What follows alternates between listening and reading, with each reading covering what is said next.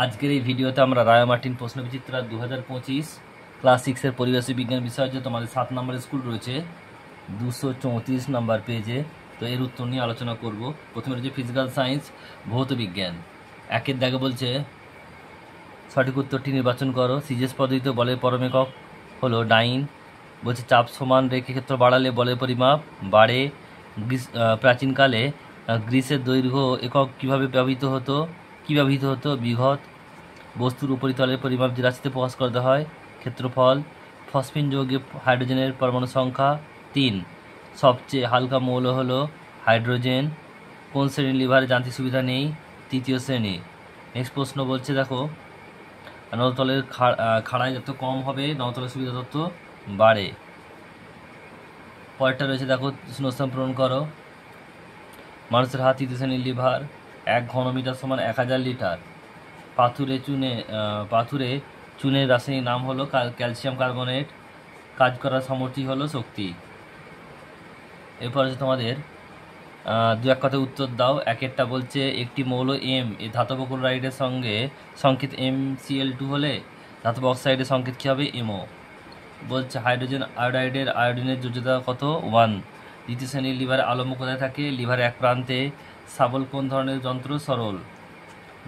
আন্তর্জাতিক প্রমাণ মিটার কাকে বলে? এটা তোমার টেক্সট বই দেখে নিও, 66 নম্বর পেজে রয়েছে। এসআইতে আলো তীব্রতার একক হলো কি? লেখো ক্যান্ডেলা। ওজন গ্যাসের পারমাণবিকতা কত? 3। একটি অসমতত্ব মিশ্রণের উদাহরণ দাও। বালি ও লোহার গুঁড়োর মিশ্রণ। হচ্ছে নবীকরণযোগ্য শক্তি উৎস একটি উদাহরণ দাও। সৌরশক্তি। এরপর তোমাদের রয়েছে লাইফ সায়েন্স। সঠিক উত্তরটি নির্বাচন করো। প্রদত্ত কোন জাতের প্রাণীরা সারা গায়ে ত্বকে কাঁটা থাকে? এটা হচ্ছে একাইনোডার্মাটা। শামুক কোন পর্বের অন্তর্ভুক্ত? মোলাস্কা। এদের মধ্যে কোনটি অপুষ্পক উদ্ভিদ? সবকটি। বাংলায় কীটপতঙ্গ বইটি রচনা করেন গোপালচন্দ্র ভট্টাচার্য। মৌমাছি প্রতিপালনকে বলা হয় এপিকালচার। কোন পিঁপড়েরা যুদ্ধে পটু? লাল পিঁপড়ে। পৃথিবীর সবচেয়ে বড় প্রাণী হলো কি? নীলতিমি। জৈব অভঙ্গুর হলো কি? প্লাস্টিক। বাঘের চোখে রেটিনায় থাকে কি? বলছে ট্যাপেটা লুসিডাম। জলের রেশম বা ওয়াটার সিল্ক বলা হয় শ্যাওলাকে। এরপর হচ্ছে দেখো দুয়ের দাগের একেরটা উভচর প্রাণী কাকে বলা হয়? মসকে।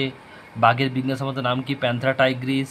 অ্যানিলিডা জাতের অন্তর্ভুক্ত দুই প্রাণীর নাম লেখো। জোঁক, কেঁচো। পাতিকাক আর হচ্ছে দাঁড় কাকের মধ্যে পার্থক্য কী? পাতিকাকটা ছোট হয় আকারে আর দাঁড় কাকটা বড় হয় আকারে।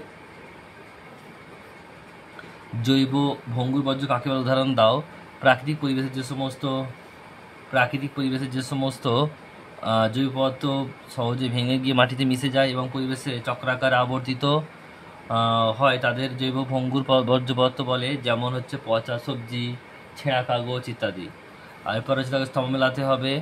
মোলাস্কা এটা ডি হবে। শামুক স্তন্যপায়ী এটা বি হবে।